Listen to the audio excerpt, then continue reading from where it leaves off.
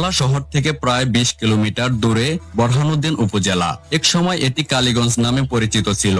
এখানেই মাথা উঁচু করে দাঁড়িয়ে আছে প্রাচীন জমিদারি ঐতিহ্যের নিদর্শন আব্দুল জব্বার মিয়ার বাড়ি। মনে হবে একটি বাড়ি নয়, বরং এক একটি ভবন যেন এক একটি ইতিহাসের শহর।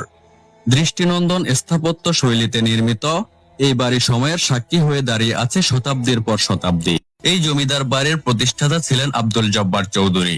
১২৫৫ বঙ্গাব্দে জন্মগ্রহণ করা এই দানশীল ও সমাজসেবী ব্যক্তিত্ব ছিলেন ভোলার অন্যতম প্রভাবশালী জমিদার। তার নাম ছড়িয়েছিল পুরো জেলায়। প্রায় ৪,০০০ একর সম্পত্তির মালিক ছিলেন তিনি।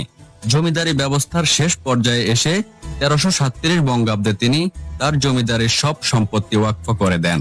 ১৩৪১ বঙ্গাব্দে ৯৬ বছর বয়সে তার প্রয়াণ ঘটে। এ জমিদার বাড়ির সবচেয়ে আকর্ষণীয় দিক হলো স্থাপত্য। প্রায় ২০ একর জমির উপর গড়ে ওঠা এই প্রাসাদ সম বাড়িটি এখনো দাঁড়িয়ে আছে তার অতীত ঐশ্বর্যের সাক্ষী হয়ে।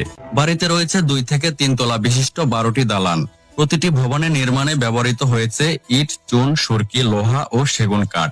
বাড়ির সামনেই রয়েছে জমিদারি আমলের বৈঠকখানা ও কাচারিঘর।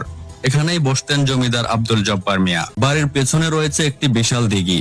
প্রায় ১০০ বছর পুরনো এই দিঘির টলটলে পানিতে এখনো স্থানীয়রা গোসল করে। জমিদারের পূর্বপুরুষদের সময় এই দিঘি খনন করা হয়েছিল এলাকাবাসীর পানীয় জলের সংকট মেটানোর জন্য। যারা ইতিহাস, ঐতিহ্য আর স্থাপত্য ভালোবাসেন তাদের জন্য আব্দুল জব্বার মিয়া জমিদার বাড়ি এক দুর্দান্ত গন্তব্য।